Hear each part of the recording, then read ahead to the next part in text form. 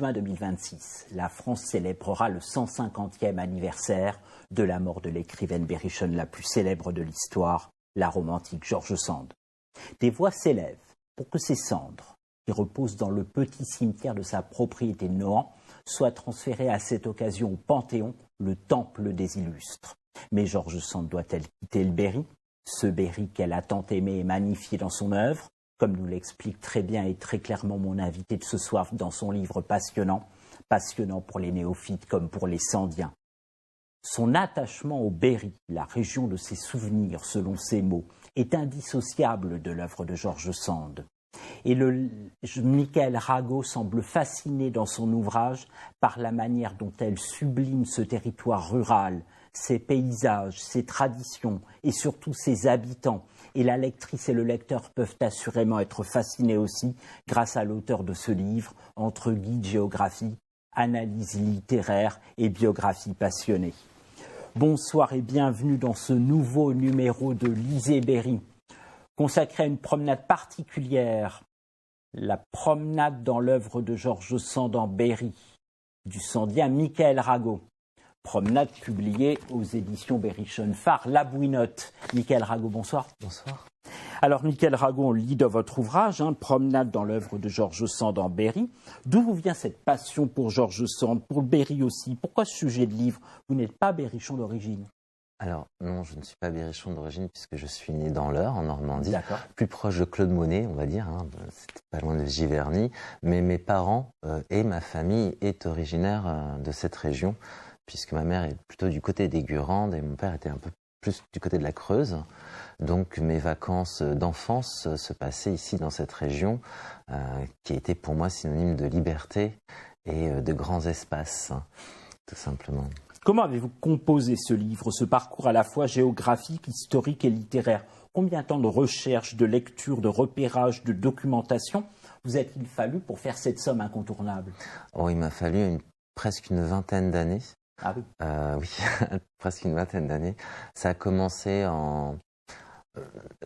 assez jeune en fait. Ma rencontre avec George Sand commence dans les alentours de mes 11-10 ans à peu près. Ma sœur me met La Petite Fadette dans les mains. Livre que je ne lirai pas, mais le personnage derrière me fascinait puisque ce portrait de femme avec ce nom d'homme, quand on est enfant, on ne comprend pas vraiment. Puis je l'ai re-rencontré quand on a réaménagé dans cette région avec ma mère, puisque George Sand est partout. Et c'est à partir de là que j'ai lu quelques romans, et je me suis rendu compte qu'il y avait des lieux que je connaissais autour. Et puis il y a eu la rencontre avec son jardin, dont je suis profondément tombé amoureux, et qui était un petit peu mon refuge d'adolescent. Et après, il y a eu la rencontre avec le personnage. Alors au début, on cherche un modèle quand on est adolescent. Moi, j'ai pris George Sand. Et puis en grandissant, ce modèle s'est transformé en une véritable passion amoureuse. Et c'est à partir de là que j'ai commencé à chercher les lieux qui avaient inspiré ces 2-3 romans que j'avais lus. Jusqu'au jour où j'ai une amie qui m'a dit « Mais pourquoi t'en ferais pas un guide ?» Et là, je ne savais pas à quoi m'attendre. Je ne savais pas que l'œuvre de George Sand était foisonnante et très large, et que j'allais mettre autant d'années à chercher tous ces lieux et à les regrouper, voir le lien qu'il y avait avec George Sand avant l'écriture, pendant l'écriture et à la publication de ces romans. Alors venons-en à cette œuvre foisonnante, comme vous dites. Quelles œuvres de George Sand mettent particulièrement en lumière le Berry? Est-ce que son intérêt pour le Berry se retrouve à toutes les périodes de son œuvre? Votre livre est chronologique. Oui, alors le Berry, il ne faut pas attendre les premiers romans pastoraux de George Sand, comme l'écrira Louise Vincent dans sa thèse de lettres. Elle commence à parler du Berry dès son 2e roman, Valentine. D'accord. Alors au départ, elle décrit la vallée noire, il n'y a pas de lieu précis, c'est vraiment des paysages qu'on peut retrouver quand on est à la côte du Corlay, quand on arrive de Châteauroux pour arriver vers la Châtre. C'est beaucoup plus, c'était beaucoup plus restreint. Puis au fur et à mesure, c'est des réminiscences. Elle va automatiquement les mettre, elle va revenir en Berry, c'est quelque chose qui l'inspire quand elle est à Paris, elle n'aime pas Paris, il faut le dire. Et son souvenir de liberté va intégrer ses œuvres, et sans le savoir par elle-même, je pense, elle en deviendra l'ambassadrice de cette région. Vous parlez des paysages du Berrichon, des lieux, des descriptions à la précision picturale, des traditions de notre région.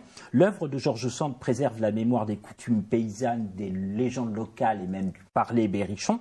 Est-ce que son œuvre est un témoignage ethnographique avant l'heure? Oui, oui, fortement ethnographique. D'ailleurs, elle l'est, hein, quand elle rapporte les légendes rustiques. Hein, c'est face à l'industrialisation qui fait que tout se perd, les croyances populaires se perdent, et elle veut sauver ça. Et puis il y a Maurice à côté, son fils, hein, où il y a plusieurs témoignages de sa part, hein, des dessins, des paysages, bien sûr, mais aussi des costumes berrichons. Hein, il va en peindre énormément, il va en dessiner énormément. À eux deux, ces deux ethnologues et ethnographes de cette région. Ça, c'est une certitude. Et vous semblez le dire. Ma question était, George Sand arrive dans le Berry en 1808 à l'âge de 4 ans chez sa grand-mère à Nohant, et son amour pour la région ne la quittera plus. Est-ce qu'elle avait une vision idéalisée du Berry, ou bien est-ce que son œuvre est empreinte de réalisme? Un peu des deux, je dirais.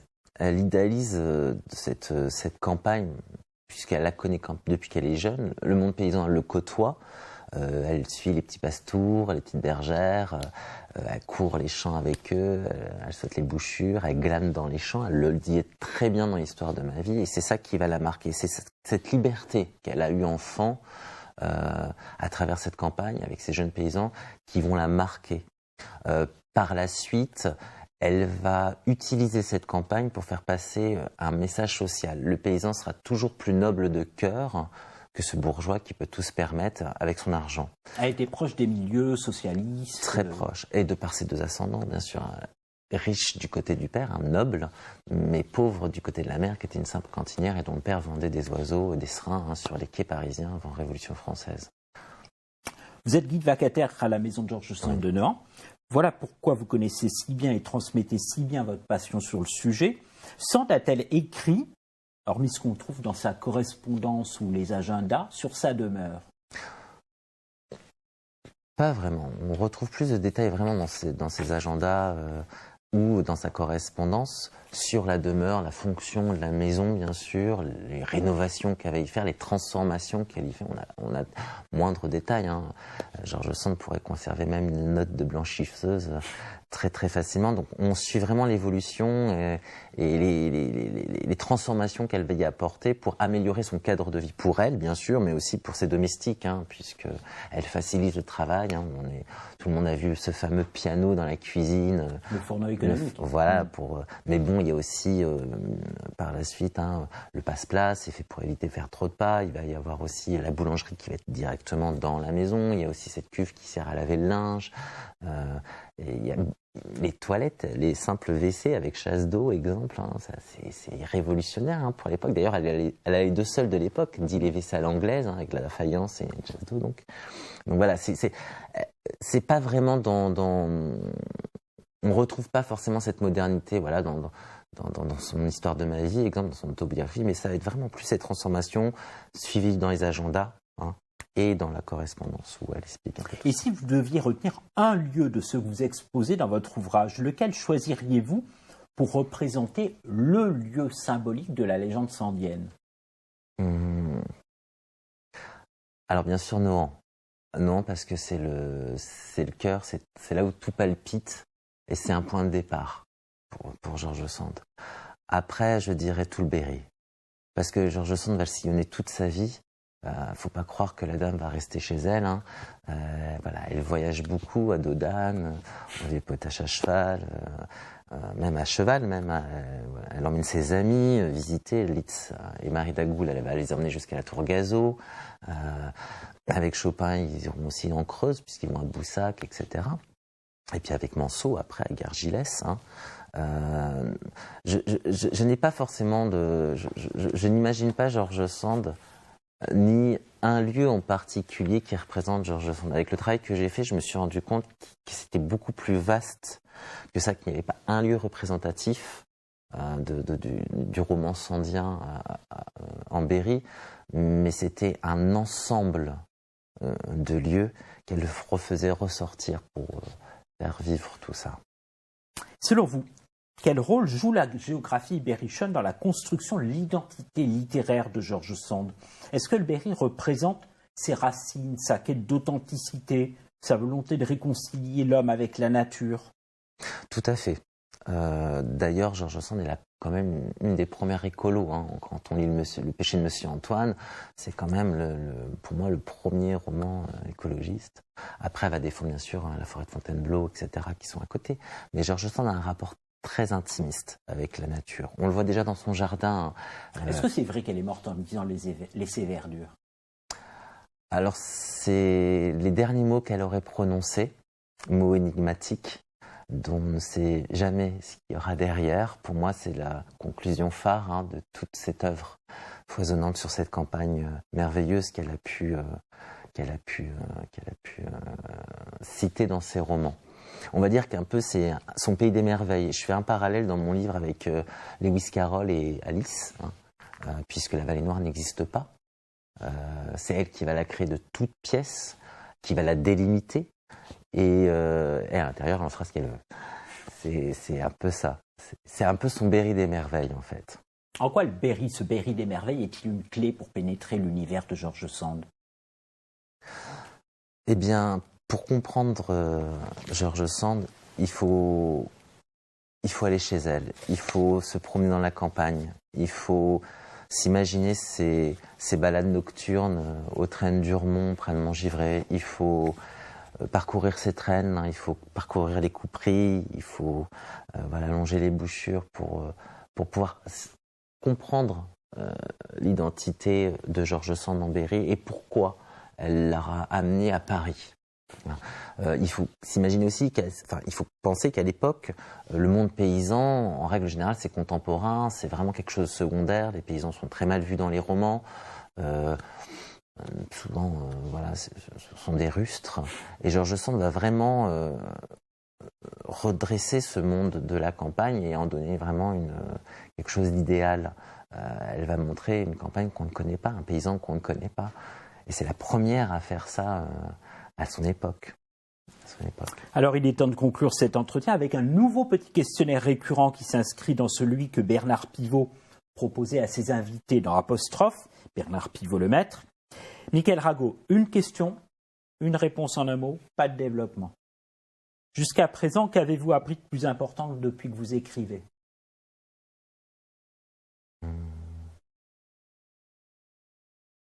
Tempérance.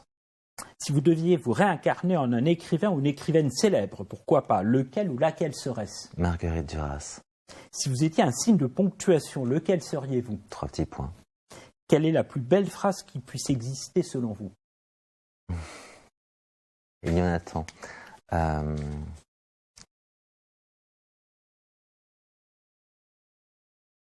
Notre devise est liberté.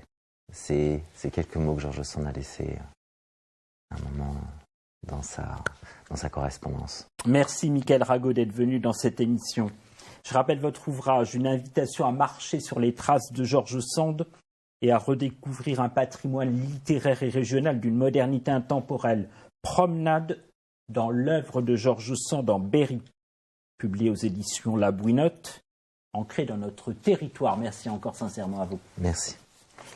Et en cette fin d'émission, ayons un intérêt particulier pour une revue littéraire de grande qualité qui fête son 10e anniversaire. Une revue berrichonne qui s'évade de son ancrage local pour ce numéro d'hiver. Une revue de nouvelles dirigée par Carole Lenouvert de la médiathèque de Châteauroux, Patrick Blairon et Yvan Berner, auteur de La Bouinotte que j'ai reçu il y a 2 ans. Cette revue est consacrée aux textes courts, aux haïkus, aux nouvelles. La nouvelle, ce genre populaire, méconnu en France, qui reste à découvrir en France, mais très populaire dans le monde anglo-saxon. Dans ce numéro d'hiver de la revue Torticolis. La thématique est donc les voyages, toutes les formes de voyages, loin ou proches, extatiques ou sombres, rocambolesques ou minimalistes, qui se déclinent dans une petite trentaine de textes, dont un que votre serviteur a eu l'honneur d'écrire sur la littérature de voyage, 120 pages de grande qualité littéraire pour le prix modique de 12 € à retrouver dans vos librairies berrichonnes, le 9e numéro de la revue Torticolis sur le thème du voyage. Faites le pari de vous évader avec, chères téléspectatrices et chers téléspectateurs. C'est la fin de ce numéro de Lisez Berry. Merci à vous de nous avoir suivis. Merci encore à vous, Mickaël Rago. Merci à vous. Et merci aussi aux deux réalisateurs. Et à votre avis, quels lecteurs sont-ils tous les deux? Des maniaques qui ne cornent jamais les pages, des collectionneurs, des emprunteurs qui ne rentrent jamais, des rats de bibliothèque, des addicts qui lisent 24 heures sur 24, des acheteurs compulsifs, des esthètes qui ne choisissent que de jolies couvertures, des dilettantes. En tout cas, qui qu'ils soient, ce sont bien deux professionnels qui servent la cause du livre. Merci à Aude Martin-Quéré et à Aymeric Le Hénaff. Pour revoir cette émission, comme toujours, vous pouvez la retrouver sur notre plateforme gratuite, j'insiste gratuite, de replay et de téléchargement, biptv.tv. Quant à moi, je vous retrouve vendredi dans 15 jours à 19h15 avec Jean-François Jacques pour son récit autobiographique édifiant « Il fera bon mourir un jour ». Un jour, mais pas trop tôt. Et d'ici là, lisez les publications de notre région. Lisez Sand, lisez Rago, lisez Torticolis. D'ici là, lisez heureux.